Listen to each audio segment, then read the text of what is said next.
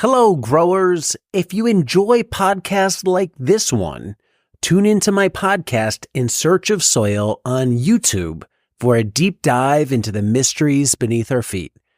Join me as I explore topics such as mycorrhizal fungi, mushrooms, compost, biochar, and more. It's a soil nerd's dream. We're going deep. We're talking to scientists about all things soil related. Whether you're a seasoned farmer or a gardener just starting out, our podcast has something for everyone. Listen in and grow with us. Check out In Search of Soil on YouTube. Yeah, the standing out and being unique thing is something that we've had to carve our way with. The black radishes at the first market didn't really go very well, but then the second one it sold out. But then I do have two of my restaurants that will buy them, but then the rest are kind of hesitant. So to your point, yeah, I've just cut back on the row, or I'll split the row like on a 50-foot even.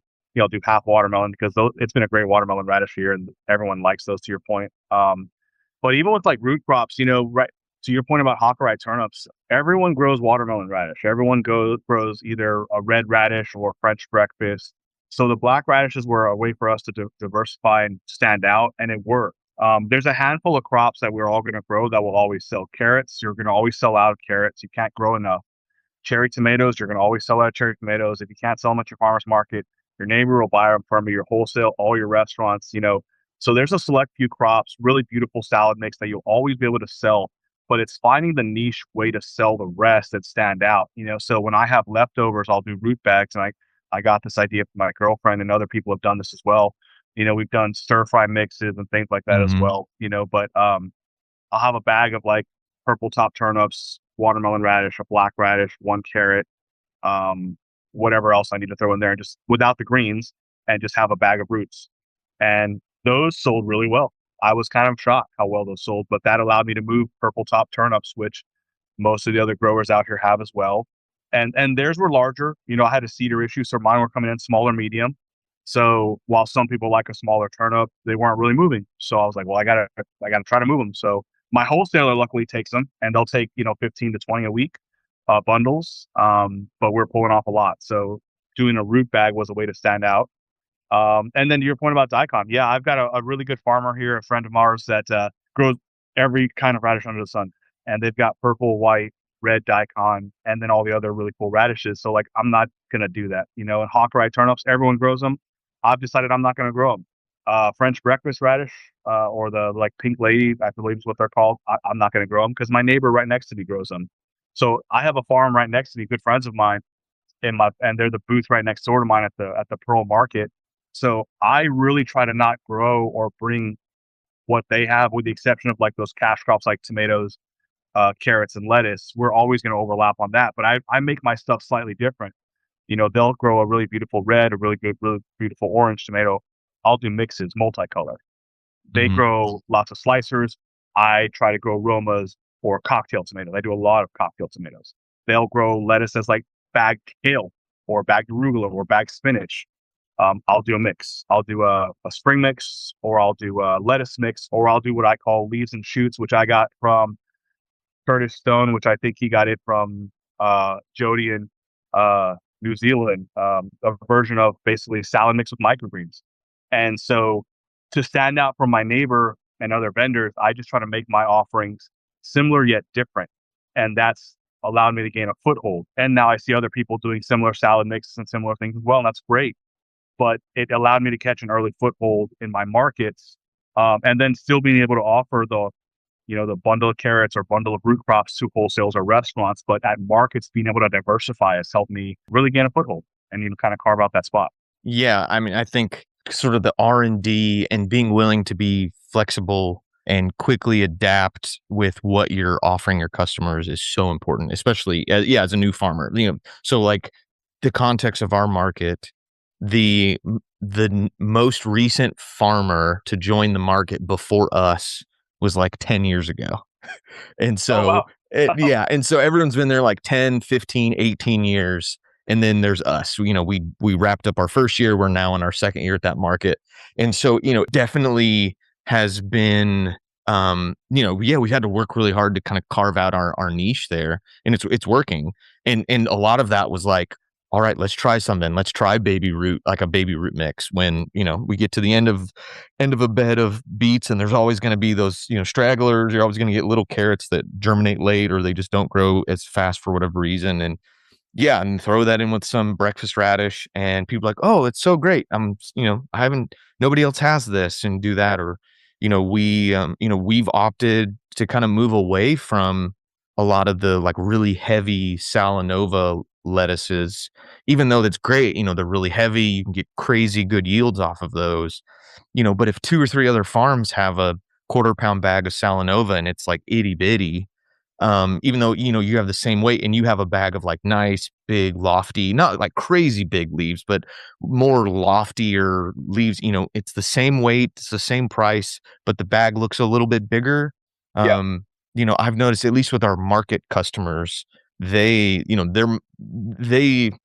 shop with your eyes before you ever, you're not sitting there like, tell me how much this bag weighs and tell me how much theirs weighs, and they're doing the math. They just want like the best deal, or the most appealing look, and a nice big lofty bag of multiple textures, multiple colors seems to do really well. I mean, in the same thing, like everyone has like a has like a a more, like a looser butterhead, kind of a bigger frillier head lettuce, and we're like, you know what, we can grow the crap out of some little gem. No one, for whatever reason, almost nobody is selling heads of little gem lettuce, and everyone just goes absolutely nuts, like, oh my gosh, you have little gem again.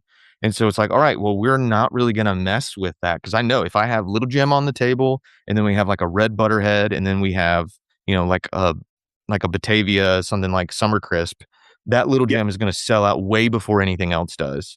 And usually if we sell out of the other ones, it's because that's all we have left and people just want good head lettuce. And so, being able to find those things, and I don't know, I might catch flack for saying this, but I think sometimes that's the problem when you get locked into a model, whether it's like you paid for a course, or you kind of were under the tutelage of some all-star farmer.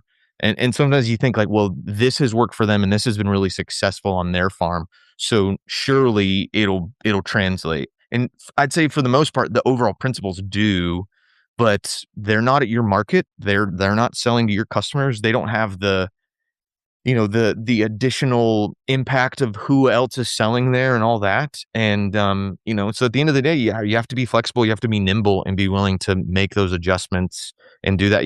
I mean, I've talked about it a bazillion times, but that's what broccolini has been for us. Everybody else sells head broccoli, and if I can sell something that I can get multiple picks off of, I think it tastes better, it grows faster, and it's unique and it's different, then yeah, and we sold like 65 bunches last week. And so it's, just being willing to, be nimble, be adaptable, and find those little niches within reason. I mean, good. If you're going to be like, I'm only going to do super tiny baby mustard greens, like you're probably going to have a struggle selling a ton of that. But if you can have that and you throw it in a nice spring mix or a stir fried mix and do that, stir fried mix was one of those things that we thought was going to sell really well, and it didn't. But then we started letting the Mizuna grow a little bit bigger. We did some bunches. We mixed it in with our fancy salad, and then suddenly we were selling more doing that than by trying to really highlight the mustard greens by themselves. Yeah, and where I think that a lot of new farmers miss is, like you said, learning from a tried and true grower is, you know you also don't have their life and what's going on in their world. You may have a family, they may not, or vice versa. You don't have their environment, their microclimate, and there's all these dynamics. So the principles are there, to your point, but everything is hybridized. This is one thing I say all the time. It's like, you can do exactly what I do, but you're going to have to hybridize it to your area. You can copy exactly how I see it or exactly how I grow, or I can copy my friend's setup, but I have to still hybridize it to my area, to my schedule, to my timing. And that's where I think a lot of people miss when they sell these courses, because there's a lot of people that get out there and try this, but then fail and go, man, I bought a course. And it's like, yeah, but you got to ask questions, and you got to try it in your area. And, you know, especially with sales outlets, what I found is, I have really found that you got to have multiple sales outlets. I started out as a farmer's market farmer where I was just selling at farmers markets, and then I had one restaurant, and then I went to farmers markets and restaurants, and picked up a hotel, and so still kind of in the same avenue with restaurants. And I only got into some wholesale this year. I didn't get into home delivery. I never did a CSA, but this year I also partnered with my friend's ranch who has a weekly pickup, and we're kind of doing this veggie box. So it's like, it's not a CSA that I have to guarantee, but he just says, hey, we have, 7 or 10 or 20 bags. And I just go out to the farm and we harvest what we need for those bags and we make the money from that. So it's like a hybridized CSA model. Hello, growers. Want to boost your sales, reach new customers, and streamline your sales process, all from your home office? Ready Farmer 1, my book, is your ultimate guide to making it happen. Imagine increasing your farm's revenue without ever spending a Saturday at the farmer's market. The book will show you how to create, design, and market an online farm store, learn from real farmers sharing real stories about how they move their stores online, freeing up their weekends and increasing their sales. Get my book, Ready Farmer 1, on Amazon and transform your farm business today.